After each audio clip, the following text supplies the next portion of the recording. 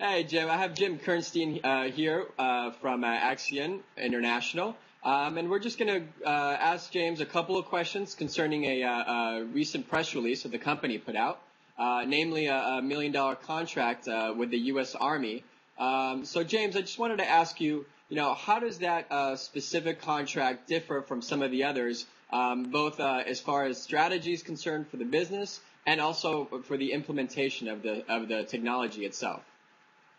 Well, Ryan, one of the really exciting things about that contract is that it hits on three of our major sweet spots. The concept that we are building bridges, doing it for the military, and continuing to increase the load capacity of what we're doing is just very, very exciting for us. And tell me a little bit more about your partnership with the U.S. Armed Forces and kind of how that relationship came about. Well, I don't know if we warrant it being called a partnership just yet. I don't know how the military would feel about that. But, the reality is that the U.S. Army Corps of Engineers, for one, and by extension the military, has been very aggressive in trying not only new materials that cut down on maintenance and prolong the life of their projects, but materials in this case that have a tremendous green background and thereby allow them to, there's a two-edged sword as far as the benefit goes. The product lasts longer, there's no planned obsolescence to it, and it's it's green. So those are good things. Excellent. And now, as far as the contract itself, I know that it's close to $1 million, and I realize that's probably just sort of the tip of the iceberg of what Axion actually wants to tackle as far as revenues.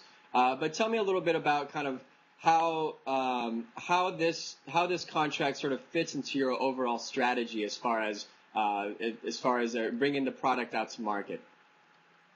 Well, I mean, the exciting thing again for us is that it's sort of a crossover project. It involves the military and the railroads and bridge building, which are three of the major markets that we focused on. The major railroads in North America are increasingly interested in doing in having rail bridges and have quite a few of them. In a recent issue of Railway Track and Structures magazine, there was an entire article dedicated to rail bridges in the United States.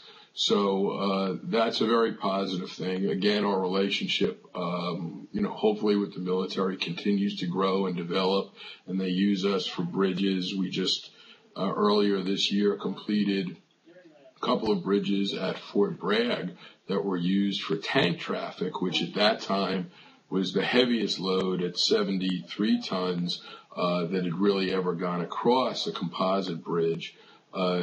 Based on the performance of those bridges, the bridges actually got upgraded for wheeled vehicles to 88 tons. And now to move that tonnage rating from there all the way up to 130 tons is really extremely significant. I mean, a standard road rating is about 35 tons. So you get a feel for what's being accomplished through the use of recycled materials, recycled polymers, and what it's allowing us to do as far as both keeping tens and hundreds of thousands of pounds of materials out of landfill and diverting it from the waste stream, and again, building products that are long-lasting and require very little maintenance. Excellent. And so now we've talked about a bridge building and the railroad ties. If you could just for a moment take just a brief sort of description of some of the other markets that you could be sort of tackling in the future as far as building materials. What else can Axion do with its technology? Well, the beauty of the technology, I mean, we have a relatively significant intellectual property portfolio. We have 13 patents or patents pending that we licensed through Rutgers University. And Axion really, we don't see ourselves as simply a bridge company or a railroad tie company. We're really an infrastructure solution. And you could apply that to marinas, you could apply it to telephone poles, you could potentially apply it to guardrails or other road projects. So virtually, our markets are only limited by the imagination, really. Anything that's currently being built out of steel or concrete or wood would represent at least a potential product or project for Axion. Excellent. Well, thank you, Jim. Thank you for taking your time out of the day to talk with the investors.